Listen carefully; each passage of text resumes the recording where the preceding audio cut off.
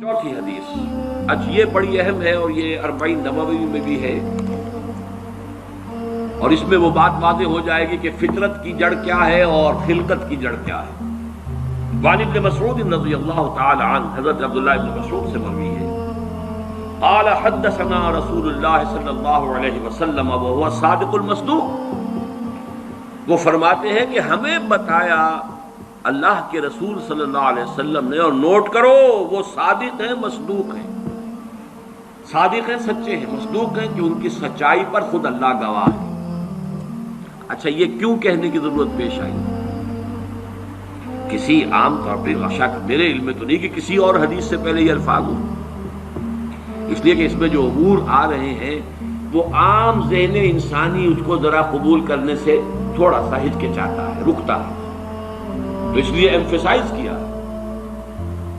وَهُوَ الصَّادِقُ الْمَصْدُوقُ۔ وہ کیا بتایا حضور نے؟ أَنَّ خَلْقَ أَحَدِكُمْ يُجْمَعُ فِي بَطْنِ أُمِّهِ 40 يَوْمًا،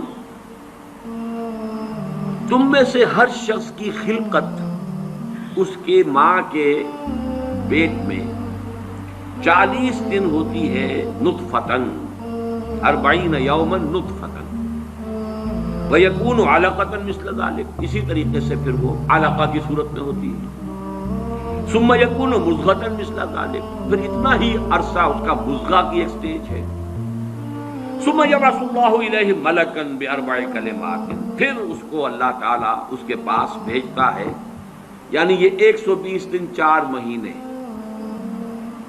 اس کے بعد نفخ روح ہوتی ہے، اور اس نفخ روح کے ساتھ ہی وہ جو علم الہی کی کتاب قدیم ہے اس میں جو اس شخص کا کھاتا ہے پرٹیکولر، اس کا پرسنل لیجر جو ہے، وہ اس کی پوری کاپی جو ہے وہ وہاں پر درج کر دی جاتی ہے۔ تو اللہ تعالیٰ بھیجتا ہے، یا یہیں سے بعض فقہا نے یہ مسئلہ نکالا ہے کہ 120 دن تک 4 مہینے تک جو جنین ہوتا ہے رحم مادر میں، اس پر انسان کا اطلاق نہیں ہو سکتا۔ وہ حیوان انسان تو ہے صرف، ابھی انسان نہیں ہے۔ انسان اس وقت مکمل ہوگا جب روح پھونکی جائے گی، اور وہ 120 دن کے بعد ہے۔ ثم یبعث اللہ الیہ ملکا، پھر اللہ تعالیٰ بھیجتا ہے اس کی جانب ایک فرشتے کو، باربع کلمات، 4 باتوں کے ساتھ، فیکتب لہ، اب یہاں پہ کتاب کے لفظ کو پھر نوٹ کر لیجیے، میں سمجھتا ہوں بڑا مناسب لفظ زبان پر آ گیا کہ وہ جو ایک بڑا وہ سپریم کمپیوٹر ہے، اس میں جو بھی کھاتا ہے پرسنل اس شخص کا، اس انڈیویجول کا، جو فلاں تاریخ کو فلاں جگہ پر وہ 120 دن کا جنین بن جائے گا، اس کا کھاتا وہاں سے لا کر منتقل کر دیا جاتا ہے، اور یہ ہمارے وجود میں پیوست کر دیا جاتا ہے۔ یہ بھی نوٹ کریں، یہ سورہ بنی اسرائیل میں ہے، سورہ بنی اسرائیل میں جہاں شاکلہ کا لفظ آیا آخر میں جا کر، شروع میں یہ بھی ہے کہ ہر شخص کا وہ جو نام اعمال ہے وہ اس کی گردن میں کہیں کوئی جگہ ہے، کوئی مائکروسکوپی بھی کوئی الٹرا مائکروسکوپک ہوگی، کہ جس کے اندر وہ فی عنقہ ونخرج لہ یوم القیامۃ کتابا یلقاہ منشورا، وکل انسان الزمناہ طائرہ فی عنقہ ونخرج لہ یوم القیامۃ کتابا یلقاہ منشورا۔ تو یہ کہیں وہ ہے کھاتا، جیسے کہ دل میں روح ہے جسے ہم نہیں جانتے، وہ ہمارے ڈسیکشن میں، ہمارے مطالعے میں، ہمارے جو حواس مادی ہیں ان کی گرفت میں نہیں آتی ہے۔ اسی طریقے سے گردن میں کہیں انسان کے کوئی شے ہے کہ جہاں پر کہ وہ ہمارا وہ کھاتا جو ہے اس مکمل کتاب الہی، وہ جو اس کا علم الہی جو قدیم ہے اور قطعی ہے، اس سے اس کی پرسنل جو ہے وہ کھاتا وہ آ کے یہاں پہ درج کیا جاتا ہے۔ باربع کلمات فیکتب عملہ، یہ بھی لکھ دیتا ہے اس کا عمل کیا ہوگا، یہ وہی علم ہے، اللہ کا علم، یہ کیا کرے گا، واجلہ، اور اس کی مدت دنیا میں کتنی ہے وہ بھی طے ہو جائے گی، یہاں رہنا کتنا ہے، 60 برس یا 60 دن یا 60 گھنٹے، یہ سب طے ہو جائے گا۔ ورزقہ، ملنا اسے کیا ہے، وشقی و سعید، یہ بھی کہ بالآخر یہ شقی رہے گا یا سعید رہے گا، شقی بدبخت نتیجے کے اعتبار سے، یا یہ کہ سعید ہوگا، صاحب سعادت، کامیاب۔ ثم ينفخ فيه الروح. اچھا نوٹ کیجئے، یہ جو اس کا پرسنل لیجر جو ہے، اس کی کاپی جو اس کے اندر لتھی کر دی گئی ہے، چپکا دی گئی ہے، کہیں انسرٹ کر دی گئی ہے، یہ نفخ روح سے پہلے ہے. ثم ينفخ فيه الروح، وہ فرشتہ اس لیے کہ اس کا سارا تعلق جو ہے اس باڈی سے، اس کی یہ ساری جو بھی شاکلہ ہے وہ اس باڈی سے متعلق ہے. روح فطرت ہے، وہ بعد میں آ رہی ہے، وہ تو بعد میں اس کو دی جا رہی ہے. اس کی وہ آزاد شخصیت، آزاد چوائس، وہ اس فطرت کی بنا پر ہے. ثم ينفخ فيه الروح، پھر وہ فرشتہ اس میں روح پھونک دیتا ہے. فوالذی لا الہ غیرہ، تو اس اللہ کی قسم، اس ہستی کی قسم جس کے سوا کوئی الہ نہیں. ان احدکم لیعمل بعمل اہل الجنۃ حتی ما یکون بینہ وبینہا الا ذراع.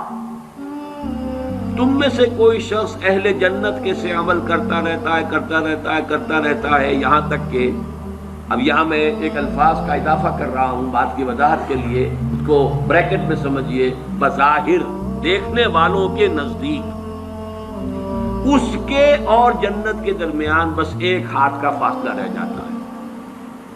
فَيَسْبِقُ عَلَيْهِ الْكِتَابُ، کہ اس پر پھر وہ جو نوشتہ تھا، اس میں تو لکھا تھا شقی، پھر اچانک اس کی زندگی میں انقلاب آتا ہے اور اس کے اوپر وہ نوشتہ جو ہے اللہ کا علم الہی کا جو غلط نہیں ہو سکتا، اس کا ظہور ہوتا ہے.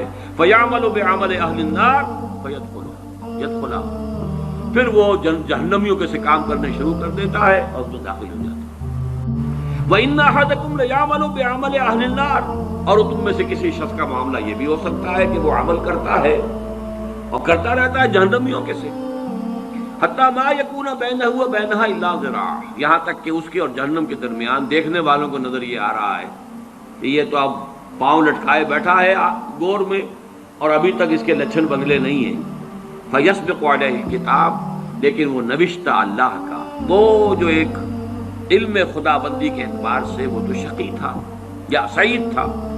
فَيَعْمَلُ بِعَمَلِ أَهْلِ الْجَنَّةِ فَيَدْخُلُهَا، تو وہ اب اہل جنت کے سے کام کرتا ہے اور جنت میں داخل ہوتا ہے.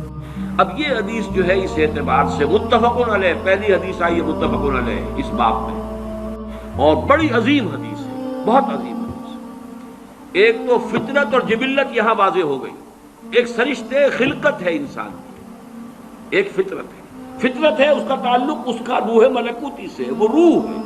ثم ينفخ فيه الروح، روح پھونکتا ہے اس سے پہلے 120 دن کا جو یہ جنین ہے، جو امبریو ہے اور وہ لیونگ ہے، اس کے اندر لائف کے تمام جو بھی اوصاف ہے وہ موجود ہے، وہ تو پہلے دن سے ہے.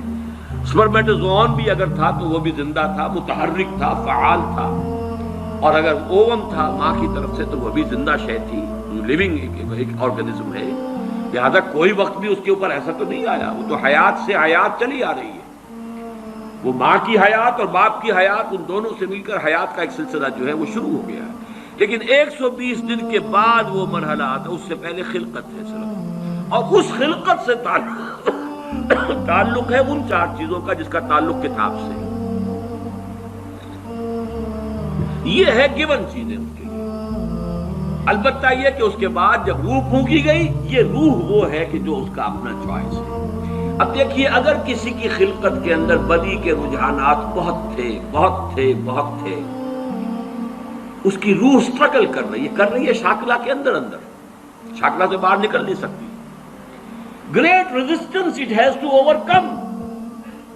کرتے یوں سمجھیے کہ جیسے دیمک جو ہے کسی چوکھٹ کو اندر سے کھا رہی ہے، ایک وقت آتا ہے کہ وہ اوپر ظاہر ہو جاتی ہے. تو اس کے اندر جو ہے خلقت میں اگر نیکی کا رجحان زیادہ تھا، لیکن اس کی اپنی چوائس بدی کی ہے، تو اسے سٹرگل کرنی پڑی ہے اپنی نیکی کو دبانے میں. اس وقت تک نیکی ظاہر ہو رہی ہے، لیکن بالآخر وہ کامیاب ہو جاتا ہے، اس لیے کہ وہ شقی تھا، اور آخر میں وہ دیمک جو ہے شقاوت کی وہ ظاہر ہو جاتی ہے. اگر بدی کے رجحانات اس کی خلقت میں زیادہ تھے، گیون شاکلہ جو ہے وہ نیگیٹو زیادہ تھا، وہ کوشش کر رہا ہے. اب یہ سٹرگل جو ہے انسان کی شخصیت کے اندر ہو رہی ہے، اللہ جانتا ہے اس کو. دیکھنے والوں کو تو یہ نظر آئے گا وہی کام کر رہا ہے، جو پہلے 10 سال پہلے کر رہا تھا آج بھی وہی کر رہا ہے. انہیں نظر نہیں آئے گا کہ اس نے کتنی محنت کی ہے، کتنی بار گرا ہے پھر اٹھا ہے، پھر گرا ہے پھر اٹھا ہے، کتنی مرتبہ جو ہے اوور پاور کیا ہے اسے اس کی اس خلقت نے اور شیطانی وساوس نے جو اس کو اور سپورٹ کر رہے ہیں، لیکن اس نے اپنی he has not given up his struggle، اس کے اندر لگا رہا ہے یہاں تک کہ بالآخر کامیاب ہو گئے۔ لیکن دیکھنے والوں کو جو نظر آئے گا اس کے اعتبار سے حدیث نے بات کو واضح کر دیا، کوئی اشکال نہیں، الحمدللہ میرے ذہن میں کوئی اشکال اس حدیث کے درجے میں باقی نہیں۔ عشق سرکار سے دل جسے نے سنوارا ہوگا، اس کی قسمت کا بلندی پہ ستارہ ہوگا، اس کی قسمت کا بلندی پہ ستارہ ہوگا۔ عشق سرکار سے دل